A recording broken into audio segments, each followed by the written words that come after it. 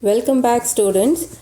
In today's session, that is in the 48th session of the visual programming, we will be learning about event handling concepts. So let us see what is an event and how to handle these events. An event is, let us define what an event is. An event is a signal that informs an application that something important has occurred. Example, when you click on the form can raise a click event and call a procedure that handles the event. Following are the keyboard events. So when you press a key down, a key has been pressed. So on the click on the press of a key down, you can just perform some event. Similarly, the message WM key up, on the click of, when you release the key, when the key is up, you can perform some event. So similar to the keyboard events, we have the mouse events also. So mouse event occurs when the mouse movement informs and controls. Following are the mouse events. When the mouse left button is down, when the mouse right button is up, when the right button is double clicked, and the the left button is double clicked. So these are the mouse events, okay, when you operate on the mouse.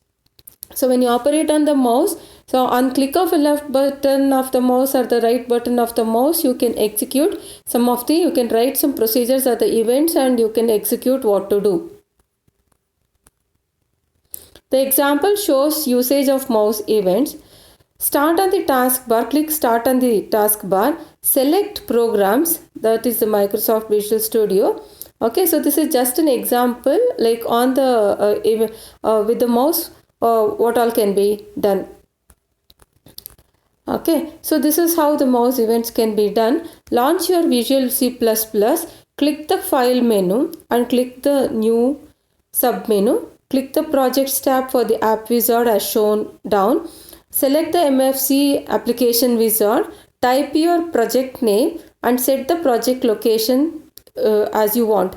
Leave other settings as default and click on the OK button. You can try this yourself in your Visual Studio. In the step 3, select OK to set up the project. Select the dialog based on the document application from the MFC application wizard and click the finish button.